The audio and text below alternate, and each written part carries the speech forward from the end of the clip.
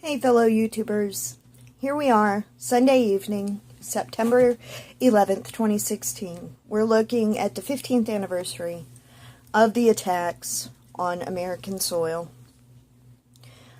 I remember that day I was hugely pregnant. My husband at the time was on deployment. I was living in Virginia Beach. He was on deployment. 6 months. I mean, this happened like right smack dab in the middle of that 6-month period. We knew ahead of time that there might be a possibility of him not being able to come home for her, but it was always there if we needed it. I remember I got up that morning. I put on a baby story on TLC. I had a dog. You know, and you don't ever want to bring a newborn into a household where you have a dog that's not acclimated, just because it can cause problems. Most dogs are not used to that high pitch, so I would let the babies cry on the TV, and my dog slowly became acclimated to the screams of a newborn, and honestly, it helped a lot whenever I brought Asa home. But I remember that a baby story went off and I'd muted the TV. I don't remember why, but I'd muted the TV for some reason. I think I was reading something or looking at something else, and I flipped it to WGN so I could watch my MacGyver reruns, because MacGyver. And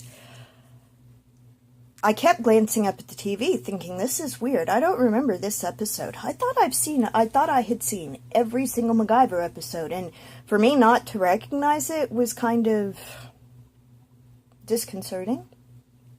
So I put it on and watched turned up the volume just in time to watch the second plane crash into the tower.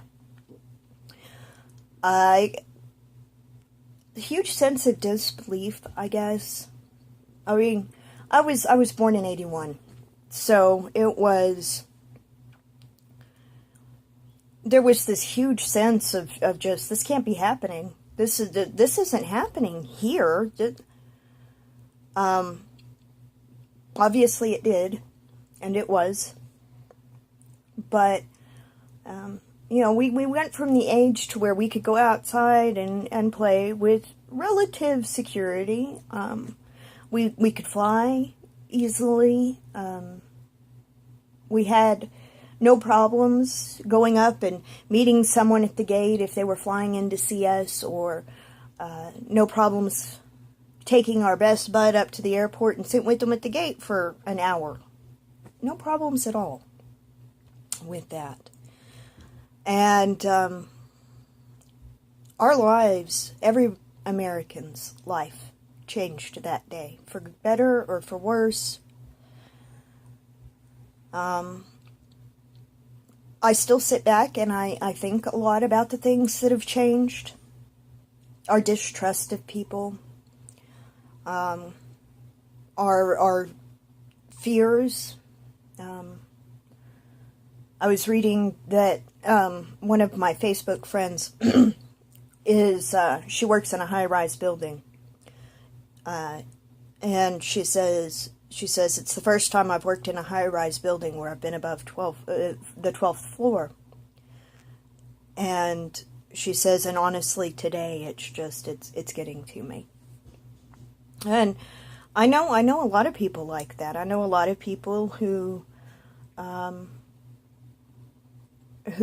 are afraid to even fly because of what happened. I'm not going to lie and say that, you know, that everything's turned out for the best or okay, because it really hasn't. I mean, we still live in a world where we can't accept each other and where we live in fear. I try very hard to make sure my children don't live in fear, that they don't feel that. But at the same time, it's kind of hard to show them that everything's peaches and creams and roses if I don't fully believe it myself. I don't let them be afraid of flying. I don't let them use religion or color or anything to be afraid. I think that's where a lot of the stigma comes from. And you know, after that day, 8 days after 9/11, Asa was born. I got my beautiful girl a week and a day after 9/11. And I was so sad when she was born. I was so sad. Not because of postpartum depression, not because her father couldn't come home to be there. He didn't get to see her till she was 3 months old. I mean, aside from in pictures. But because the world that I grew up in was no more. It was never going to come back, and I knew it.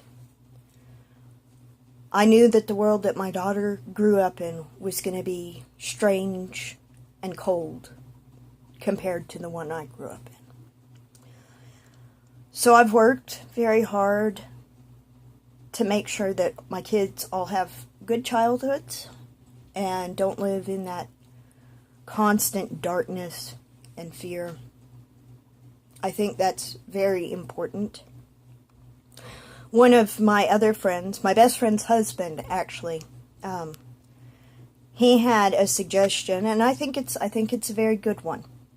He said, I believe that every year on 9/11, we need to build up something, construct something, you know, a playhouse or a playground or a tree house or something,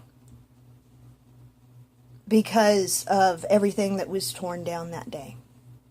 I think that's a brilliant idea. I know it's never going to fix it. I know that we're going to live with this forever, that it will always scar the American psyche. But I believe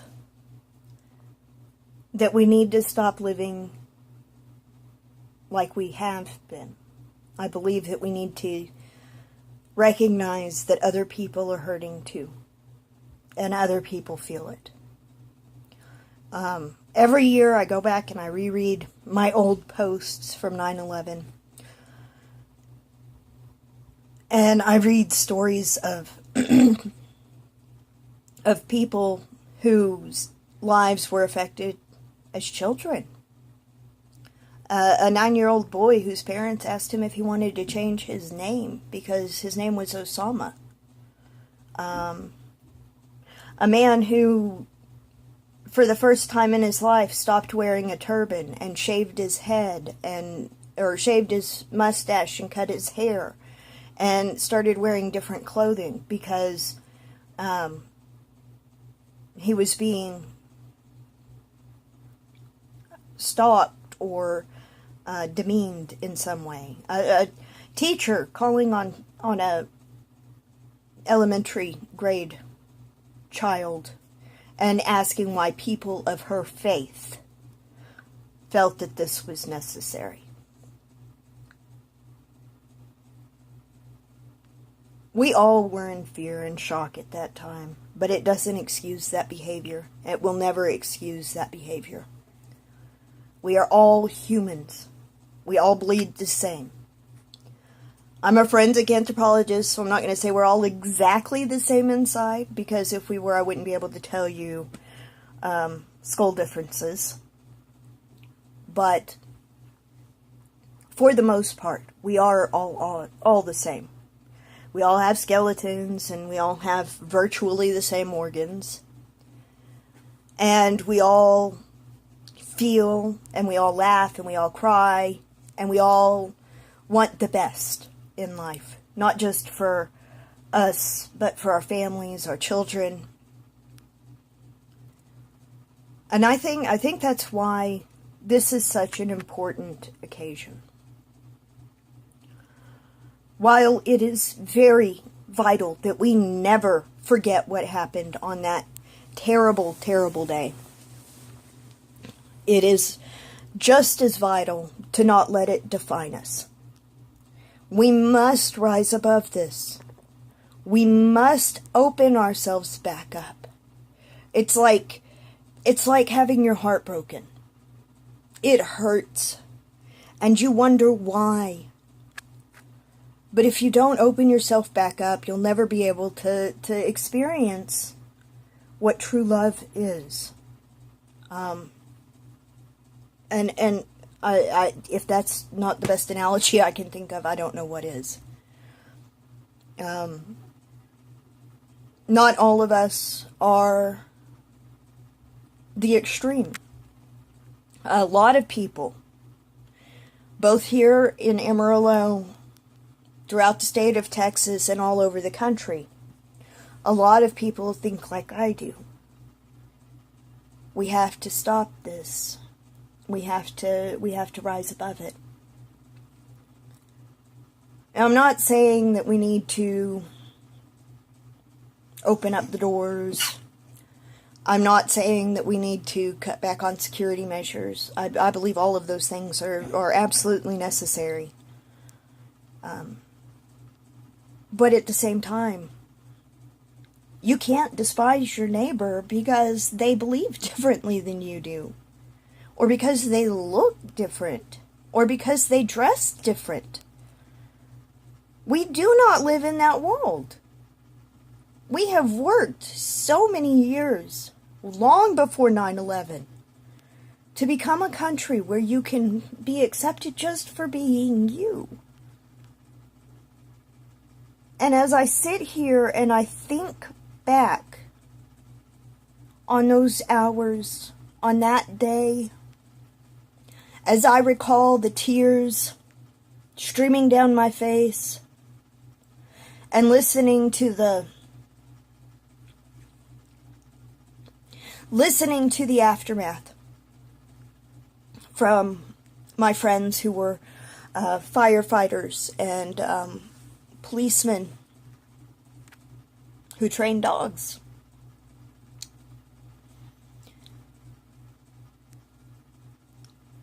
All my life, all that whole time, all I could think about was, this is going to change everything. And I was right. It has. It seems like for every step we take forward in civil progress, we've ended up taking two back. And honestly, the way that the political climate is going in this country, I'm scared that we're really going to be pushed there. So I don't care. Skin tone, religion, gender, it doesn't matter to me. I love every single person in this world. Even the ones that have hurt me, even the ones that have taken away from my family. I love you all. And if that is not the most important part of the legacy of this country and of that day, then I guess I don't know what is. I don't want to know.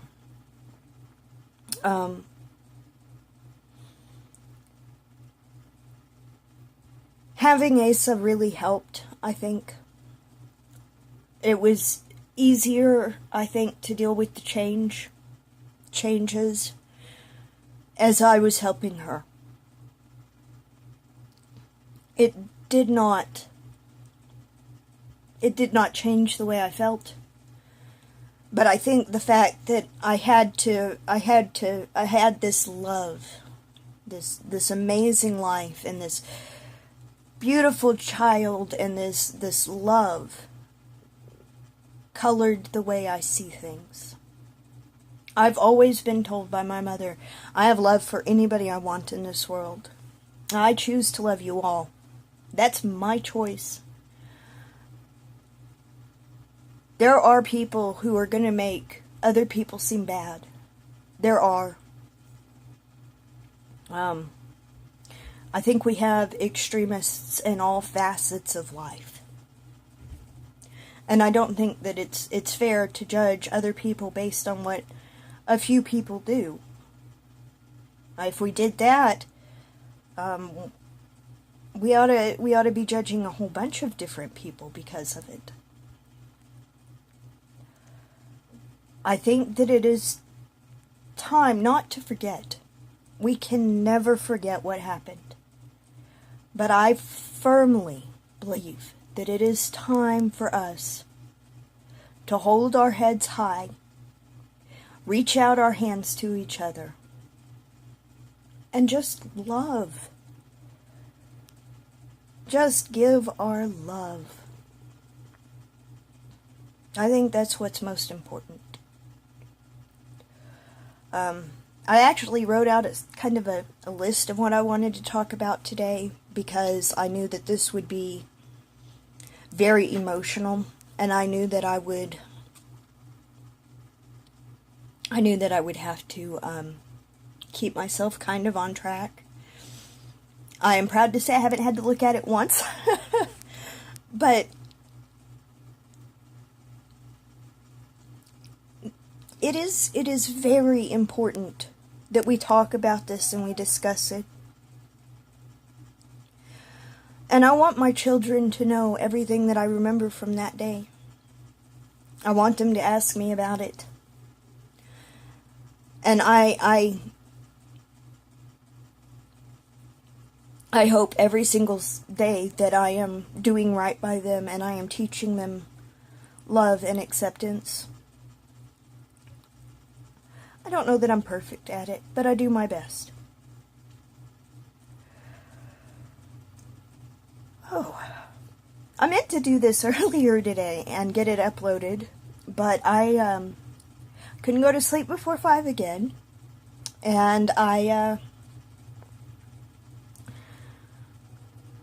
napped from about 2 hours after I woke up till about 6 o'clock this evening. I'm hoping I can sleep tonight. I don't know. We'll see.